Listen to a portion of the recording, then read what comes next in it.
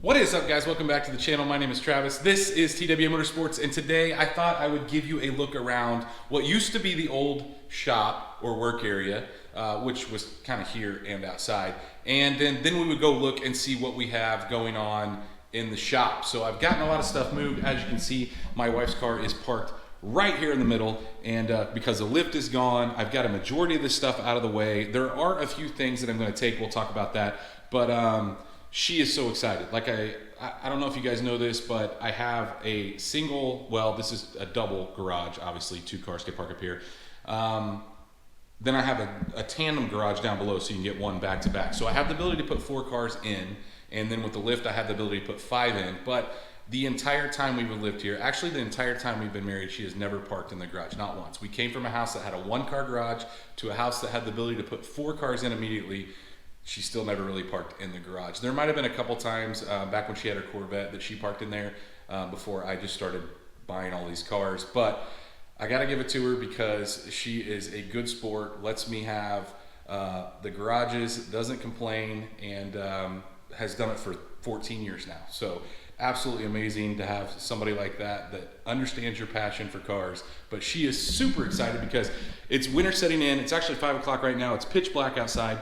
She doesn't have to scrape any frost off in the morning. If we get some snow, doesn't have to worry about it. She doesn't have to worry about loading our youngest son in when it's pouring down rain. All these things that is so much better to have this car up here. But let's talk about what we've got out of here. Obviously, we got the lift out, and guys, I did bolt this lift to the floor, so once we took it out, we did have all the old studs sticking up, and what I did was I cut them off with just a cutoff wheel, and then I hammered them down maybe a ½ inch. So what we're gonna do is I'm gonna use some filler at some point and come back and fill these, and then I talked to the guy who did the floor out there, and he may come back and just etch this thing down and polish it. It needs some stains removed off of it anyway, and when he does that, it'll take all this out, all this old nastiness, and make it look really nice. As far as like the banners and stuff like that, I honestly think I'm going to leave them for now. I don't know, maybe eventually I'll move a couple of them. Like, to me, the ZR1 one needs to go down there. The racking and stuff, so all the Gladiator units that I have around here, so this is the Gladiator wall set up, and then obviously we have the shelving all over the walls over here, and then I got a big rack that actually fits perfect in there. So I'm leaving all this, and so for that one right there, my wife's gonna fill it with, like, she's got some couponing stuff that she does. She's gonna be putting stuff in there, and then the first 4 of these are all detailing things. So like my shampoos, my rags, all like my buffers and like brushes and stuff that I use are all in those in the first 4. So I'm going to be leaving that because this is going to technically now be kind of the detail area. And what's cool about that is, guys, we actually have hot and cold water there right under that wheel. I actually used to use that wheel as a hose reel, and so I'll probably have to grab my hose and put it back in here. But I don't need a ton of room, and this floor has a tremendous slant. I don't know if you can see from the stem wall from here to the end. It's got like 5 inches of slant, and which is the reason for the plates under the end. If you guys ever noticed, I had plates under the end of my lift to level it out, so it was more of a level area. But the water's just gonna, I can crack that door, and so on days when it's like ridiculously windy, I'm gonna have the ability to come in here and work. And I could pull her car out if I'm not working on it, pull something in, work on it, pull it back out, put it in the shop, or whatever I want to do. But there's so much room now, and we're not planning on putting anything else in this area. So you have all this room to work around the car, to wash. Like I said, it's going to run right out the door. I'll just crack the door for those days when it's like freezing cold. I've actually washed a couple cars where I've washed it, and then in the time I'm drying it off, it like freezes back over. Let me know in the comments if you guys have ever experienced that. That sucks, and I'm not going to miss that. So while this garage is not heated, it will still stay warm enough with the garage cracked and maybe using some warm water that it will be absolutely worth it to have it. Paint corrections, just cleaning on the inside, stuff like that. Not to mention how much she's going to enjoy it, not having to walk outside, like I said, in the rain and whatnot. But there are a few things that I want to get over to the shop that I haven't, and that's, you know, a lot of the stuff that's hanging there. I just don't have anywhere to hang them, and they're not going to go on shelves. And we'll talk about that when we get down there, but I've got another idea for shelving and some storage down there. But so I've got a few things left, like that. That's actually the brace that goes in the front of the green truck, which we need to get painted. And that's a 4L80 that I'm going to be using probably in the 52 pickup or the Trans Am, one of the two, don't know. But that stuff needs to go down there. But for the most part, we are out of this thing. So let's go down and check out where we're at with the shop, and we'll talk about kind of some of the plans and whatnot, what I'm thinking it's going to be. So we're actually in front of the shop, and as I told you guys, it's like 5 o'clock, a little after 5, and it's pitch black. You can see the light shining out the window because I do have the light on in here. Let's go take a look at where we got. Woo! This is some kind of exciting. I've got, like I said, I got a majority of the stuff moved out here. The only thing I don't have in place out here right now is I don't have the 55 that's down in the tandem garage. So what we have obviously is everything that we own that I care about putting inside, let's put it that way. You know, the Suburban's still sitting outside. I don't really care about that. If I had to, I could probably sneak it in here. Like I said in my last video, I think my dad's actually going to bring his tea bucket over here for some winter storage. But let's talk about what we've got accomplished so far. So as you can see, I've got that rack put up from the last video. I still need to buy another one. I've got my gas tanks, the oil drain, or just a barrel I put old oil in. I got the toolbox out here. What was awesome about that is I was able to wheel it onto the trailer and wheel it off without unloading it. So I've got it out here. That's not the permanent position for it, but you can see it's there. The other thing is, I don't know if I showed in the last video, but I got all the wall outlets wired. So I think I did talk about that because there's a loop on them, and the reason for the loop is when we eventually put metal on here, there's going to be, I'm going to need some more slack. So I wanted to make sure that I had enough room. Me and my son went ahead and ran the line from down the side here to this one. This orange one that you see here is going to go to the 4-post lift, and then I still have to run just that one. I needed to move some cars. I haven't done it yet, but I'm going to run that one over. It's going to be right in this area where the 2-post is going to be. So the 2-post is going to be right beside the 4-post. I did go ahead and get the 4-post moving up and down. It's not completely adjusted yet. You can see I've got my tools strung out and everything, but it is moving. It is all hooked up. The only things I need to do is I need to make some final tweaks. You can see the end back there is not all the way down, so I need to make some adjustments there. But everything is in. It was kind of a fun process because the green truck still doesn't run, and neither does the Trans Am.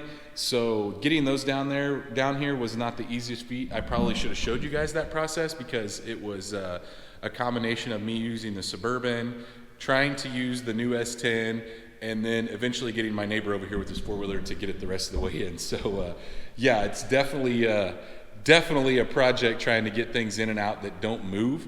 But let's go over here and look at, I got all the wiring done or dropped, the lines dropped for the garage door openers, so you can see the boxes there. And these guys, these are just temporary boxes just for placement, because obviously we'll have to put a metal box on the outside when we do metal.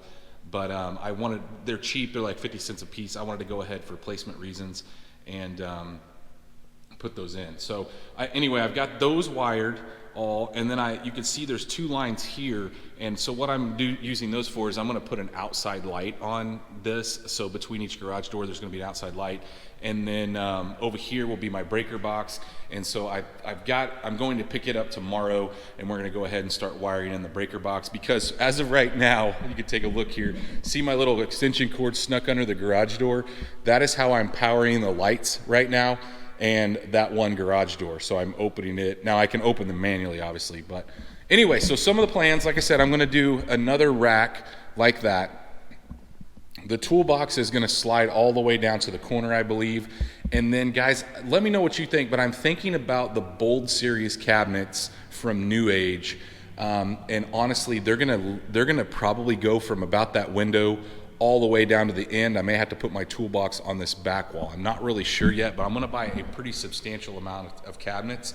And while some of them will probably have to hook to the wall, I may go ahead and temporarily mount them to the studs, and then just take them down when we're ready to do metal, because I don't want to wait forever to be like actually working out here. That's why I went ahead and moved the toolbox out, and I can come out here with light and actually work at this point, even when it's raining, when it's cold. It doesn't really matter. It's kind of chilly out here today, but I can get a little space heater for the time being and work out here comfortably, I think, after like maybe 10 minutes of it running. But got the engine stand out here, the cherry picker out here. I got my compressor just wheeled out. As you can see, I was testing this. You have to have air to get the locks released on this actual lift, so that's why the air compressor is sitting where it is.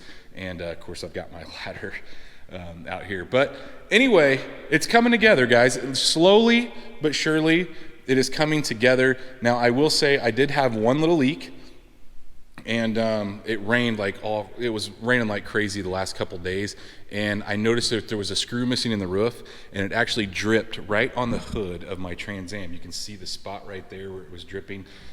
Guy came out and took care of it today. Still trying to figure out what we're gonna do on the floor. May just leave it for right now until I can figure out a good solution as far as flooring goes.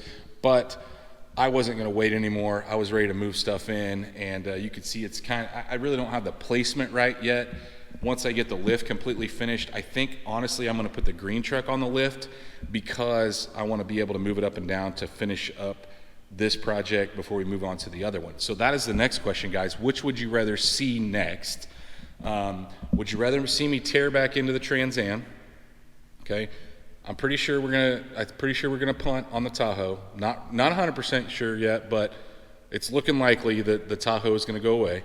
But would you rather see me start on the Trans Am, or would you rather see me do a LS swap on the 52 Chevy? Now that's once this is finished. Let me know what in the comments, guys, which you would rather see. I know my hardcore Trans Am guys have been waiting forever.